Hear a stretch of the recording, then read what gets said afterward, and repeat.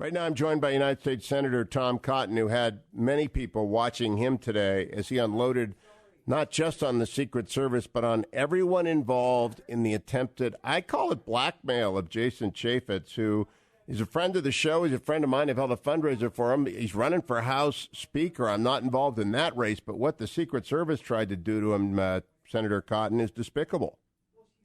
Yeah, Hugh, this is not just a case of government abuse or waste of taxpayer dollars. We hear about those kind of things all too frequently. This is a constitutional clash between the executive and the legislature. Our founding fathers created a system of separative powers with checks and balances specifically because they wanted to prevent encroachment by the executive onto the legislature or vice versa. Here's what happened in this case. Armed agents of the executive violated the law to intimidate the congressmen charged with their oversight. Secret Service agents, 45 of them, unlawfully accessed their databases, which contain not just personnel files, but all manner of criminal and investigative and security information, on a curiosity hunt, looking to see what they had about Jason Chaffetz in the middle of an oversight hearing of the Secret Service. And 60 times over the following week, they accessed that database, and they spread it to hundreds of agents, according to the Inspector General. We now know that the director of the Secret Service, who was specifically hired to clean up the culture and the leadership at the Secret Service just months earlier, knew about it the day after and took no steps and misrepresented that fact to the Inspector General, whom he only notified last week after the Inspector General released his report. That is why today I have placed a hold on 3 prominent political nominations of President Obama until the executive branch takes this with the gravity that it warrants. Now, would you tell people, Senator, what a hold is? What does a hold mean? So I have registered my objection that these 3 nominations go forward to a vote. A single senator can place a hold on any nominee. In particular, a single senator in the majority typically receives deference of the majority in the Senate. Those nominations cannot go forward. It is commonly used as a way to register displeasure with the actions of the executive, and in particular, the Senate's nomination power is an incredibly important part of the checks and balances that our founders created to ensure that we don't have an encroaching executive. I have no particular beef with these 3 nominations or any future holds on other nominations which I might be compelled to place. But I, for one, will not take it sitting down when armed agents of the executive are violating the law to intimidate a member of Congress from conducting proper oversight of that agency. Now, what I want the audience to understand is what the senator has done is perfectly ordinary procedure. I myself was the subject of a hold unrelated to me by Senator Robert Byrd, I think before Senator Cotton was born, in 1987 and 1988. Had nothing to do with me. He was mad at President Reagan over something else, so he put a hold on my nomination. I was not confirmed until 7 months after I was nominated because of a hold. And that's one way that the Senate exerts an attention-getting device. And in this case, it's deeply serious. I'm curious, who did you put the hold on, Senator Cotton?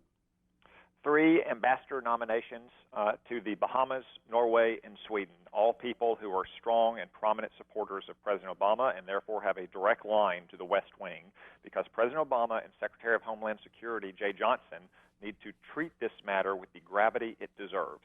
To be fair, Secretary Johnson's statement last week, in which he expressed confidence in the Secret Service and its director, was issued before the director acknowledged that he had misrepresented the facts to the Inspector General. And I'm not even asking, Hugh, for any particular outcome in this matter. I'm not saying anyone in particular should be fired. I'm not saying they should be disciplined. I'm not saying they should be prosecuted. I am simply asking, one, that Secretary Johnson take proper disciplinary action as he sees it, and then explain that action to the Congress so we can assess whether or not it was in fact proper. And 2, that the Attorney General start a criminal investigation into what appears to be dozens of blatant violations of the Privacy Act. I'm not prejudging the outcome of either of those requests, and I think those requests are actually quite modest given the constitutional stakes here. Now, this is also very chilling on a non-constitutional basis for the average American who ever applied for a job anywhere. Now, I often write things critical of, I did it yesterday. I did it this morning in the Washington Examiner of the president and of the Secretary of State. I've had 3 full-field FBI background investigations done on me, as well as countless updates over the years. for any number of things, and all that's lying around. The Chinese have it now, but I would hesitate to think that someone who didn't like me, I've never even considered it a possibility that people would go rummaging through your full field background investigations for stuff. But that's what the Secret Service hinted they were going to let loose on Chaffetz, wasn't it? Yeah, Hugh, an assistant director at the Secret Service, Ed Lowry, who was in charge of training. The man in charge of training at the Secret Service sent an email saying certain embarrassing information in our files needs to get out, just to be fair. And lo and behold, that information was leaked to a news website just 2 days later. If they will do that to the congressman who chairs their oversight committee, imagine what they might do to the little guy, to the normal Arkansan who doesn't have Chairman Chaffetz's megaphone and doesn't have his position of influence. And to be clear, this is not a partisan matter, Hugh.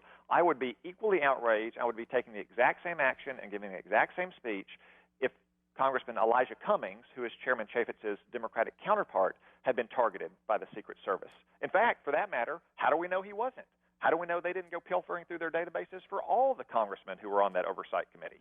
Well, what's the difference between this and the Nixon's enemies list? Is there one? Hugh, it raises serious questions about the culture that the Secret Service leadership is creating. And remember, Hugh, Joe Clancy, the current director of the Secret Service, who now acknowledges that he misrepresented the facts to the Inspector General, was hired just months before all of this specifically to clean up that culture.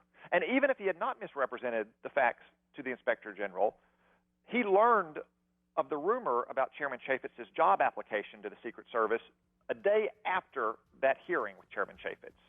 And he never once thought, gosh, how did you know that? Where'd you learn that? Who told you that? Where'd they learn it? He just kind of ignored it, said he didn't think it to be credible. Is that the level of leadership that we expect at the agency that is charged with the protection of the elected leaders of our government? Senator Cotton, if I can I get you to stay on for just a moment? I want you to respond as well to the attempt by former Secretary of State Clinton to say the Benghazi panel is just a partisan exercise. Don't go anywhere, America. It's the Hugh Hewitt Show. 55 minutes after the hour, America. Coming up at the top of the hour, I'll be joined by David Marin, as associate editor of the Washington Post, author of a terrific new book. We'll bring you breaking news out of the 1,000-year flood in South Carolina. I don't know if that's hit Arkansas either. Senator Com Cotton is my guest. Senator Cotton, what is the weather like in Arkansas? Well, fortunately, we haven't had that kind of flooding. My heart and my prayers go out to all the people who've lost their life or had property destroyed. I have colleagues from states like South Carolina, Tim Scott and Lindsey Graham, who are telling me over the weekend just how bad it is. All right, so this morning, Secretary Clinton got on MSNBC and got in her high dungeon and said, this Kevin McCarthy comment means it's always been a witch hunt. Chris Christie said just before you came on, her conduct is her conduct. Whatever Kevin McCarthy said, whatever he meant, has nothing to do with her conduct. What's your reaction to this? And wrap it back to Jason Chaffetz, who was declared for speaker. Not likely he's going to win, but he's a high-profile guy, and he went to Benghazi. He is deadly serious about this investigation. Hugh, the Benghazi Committee is anything but a political exercise. It is about trying to get to the truth of what happened in the night in which 4 Americans were killed in Benghazi and what happened leading up to it and what happened afterwards. Trey Gowdy, the chairman of the Benghazi Committee, is a personal friend of mine. There are few congressmen who are less invested in partisan politics than is Trey Gowdy. Some of the other members of the committee, I would personally vouch for their character. I have spent the night with Jim and Polly Jordan in their home. I have traveled around the world with Mike Pompeo. Susan Brooks is a former U.S. attorney and was put on the ethics committee in her freshman year in Congress. All of these people take their job with utmost seriousness, and they are conducting a nonpartisan inquiry into trying to figure out what happened that night, what we could have done differently to stop it leading up to it, and what happened in the aftermath. All right, now that is a succinct defense of it. Let me go back to the attempt by the Secret Service to intimidate Jason Chaffetz. He was not intimidated, but do you expect at a minimum the assistant director who encouraged the leak will have to go? Hugh, I don't want to prejudge the outcome of either Secretary Johnson's disciplinary actions, for which I've called, or a criminal investigation. I'm not the Secretary. I'm not the Attorney General. I'm not the Inspector General. I will wait and let those people pursue the investigations and find out all the facts. But there has to be disciplinary action against all employees and supervisors who accessed the database or should have stopped that access from happening and who disseminated the information. And until that happens, I will continue to put an objection on the record to not only these 3 nominees, but if action is not taken, to additional nominees going forward. You know, I got to tell you, Congressman Chaffetz has what is known as a Bivens action against every one of those agents. It is an unconstitutional violation. If it were a state actor, we'd call it a 1983 action, but because it's a federal employee, it's a Bivens action. He was wronged. That's deeply wrongful stuff. Did any members of the Senate rise with you to agree with you today? We have 15 seconds, Senator. Many senators do share my objection, and I'm standing up for not just Jason Chaffetz, but all members of the House and the Senate who are trying to do the work of the American people. Tom Cotton, great to talk to you, Senator.